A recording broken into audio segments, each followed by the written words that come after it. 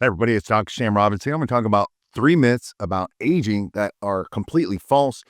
Now, if you're over the age of 30 and or even just thinking about your future, you probably heard things such as, aging means you're going to just basically lose your muscles, get weak and get fat and get belly fat and all that. Or your hormones are going to just come crashing down. Every year it's going to get worse. There's nothing you can do about it. Or basically, it's all downhill after the age of 35 or 40 or whatever. So today I'm going to basically debunk the 3 biggest myths about aging and more importantly, give you solutions that will slow it down regardless of how old you are, how bad things are. And that's to do with reversing things such as improving your metabolism, brain function, and obviously your hormones, a big one. So one big myth is that your metabolism just completely slows down as you're aging. You probably heard, hey, in my 20s, I could eat anything I want. I never got fat, but now, I just look at pizza or donut or anything and I get instantly fat. And truth, honesty, I don't have the same metabolism as I used to. However, your metabolism changes, but not as much as you think. And there's a study in a 2021 study in Science that basically your metabolism stays relatively stable from ages 20 to 60. All right. So it doesn't really move too much. In all honesty, my metabolism has slowed down, but not again that much. I'm still the same weight as I've always been. But what really causes the weight gain is, first of all, the loss of muscle. And that has to do with hormonal changes. It has to do with just being a more sedentary lifestyle. You're not moving around as much. You're not on the go. You're not playing sports. Maybe you're not exercising. Maybe you got family, kids, and all this stuff. Your sleep's all bad. And also, your food choices are all bad. So all those things are really that's the thing. Because if you're doing all those things in your 20s that you were doing in your 60s, chances are your hormones probably have not your metabolism's not come down. So basically the first thing is you want to increase your muscle. This is with everything. And that means lifting weights. This can be with barbells, with dumbbells, with cables, with machines, bands, or just your body weight. All right. 3 times a week is all you need, 45 minutes to an hour max. All right. Just to get started. You can gain muscle at any age, including 70s. And this includes women. So don't think you can't ever gain muscle. Next thing, again, you got to stay active. All right. I guarantee you're moving around a lot more in your teens and 20s than you are now in your 40s and 50s. What can you do? Just walk more, move more, take the stairs instead of the elevator. Me, honestly, I have a lot of business calls and I get on my phone and got my AirPods in and I go outside and I walk on my calls. And I tell people that, or you can do like, the desk, the standing desk where you're on a treadmill. You can do all that. But me, I just get outside, man.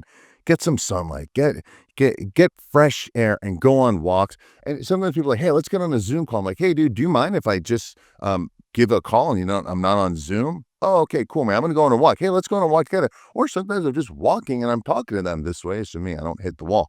But that's something to do. Walk more, talk on the phone, stay active again. And also start just prioritizing your health, better foods, sleep, no matter how busy you are, no matter what kid problems, give it a priority. Maybe earlier in the day, maybe a little, maybe in the middle of the day, maybe you do workouts during your lunch break or whatever. Go outside, walk 10, 15 minutes after every meal. Basically, it's not rocket science, but make health a priority. Now, another myth is that your hormones are going to come crashing as you get older. There's nothing you can do about it.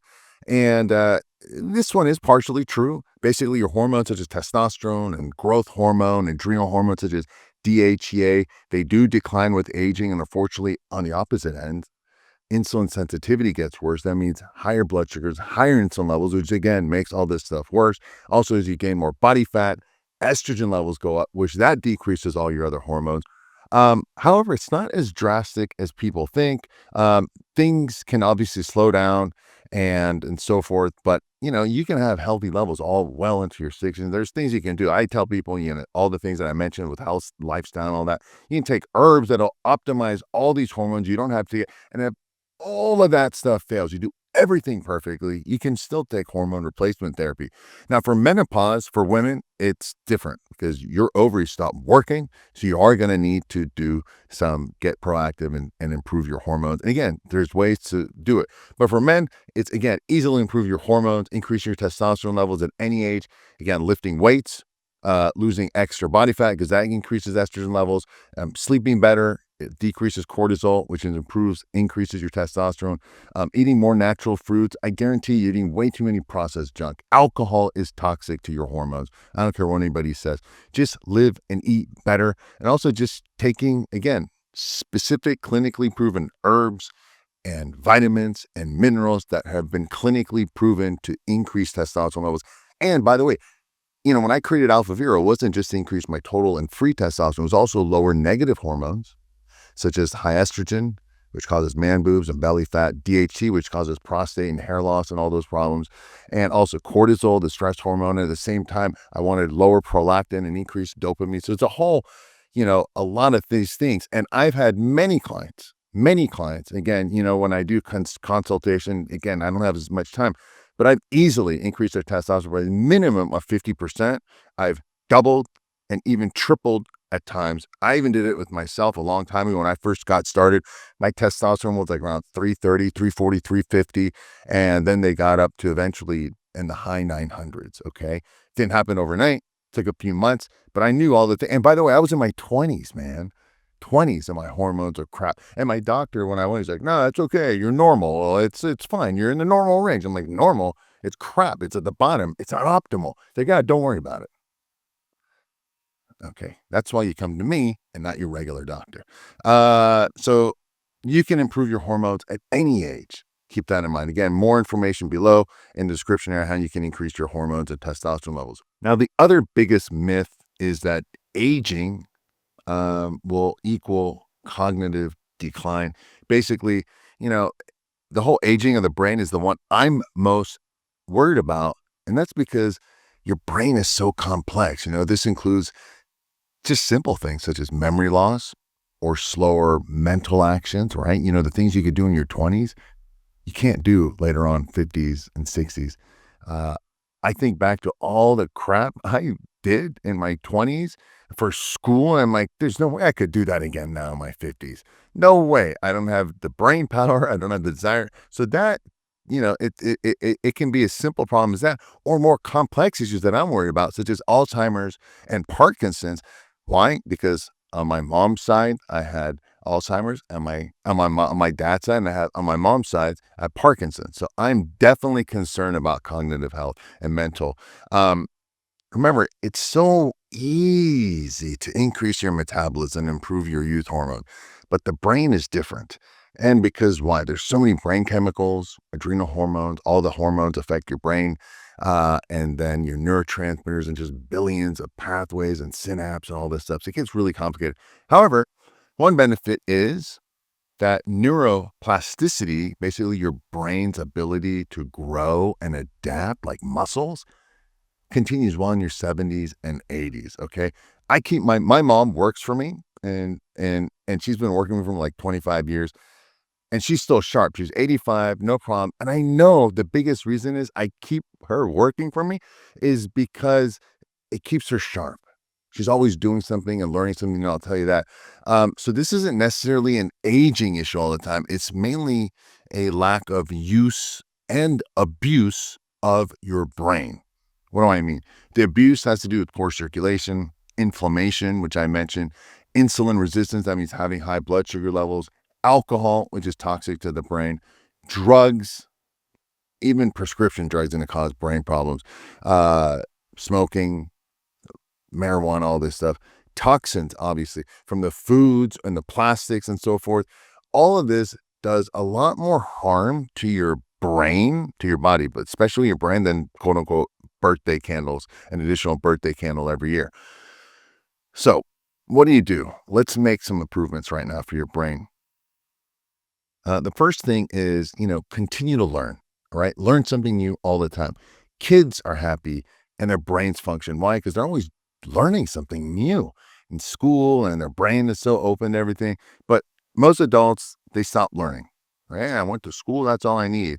And I don't do anything new or different. It's kind of like I have family, I'm an immigrant, and they come in and they never learn the language because they're stuck in their little communities. And my parents, they didn't want to learn English. They watch the non-English. They watch the TV on their stuff. They never learn or grew to learn a new language. And learning a new language is great for your brain.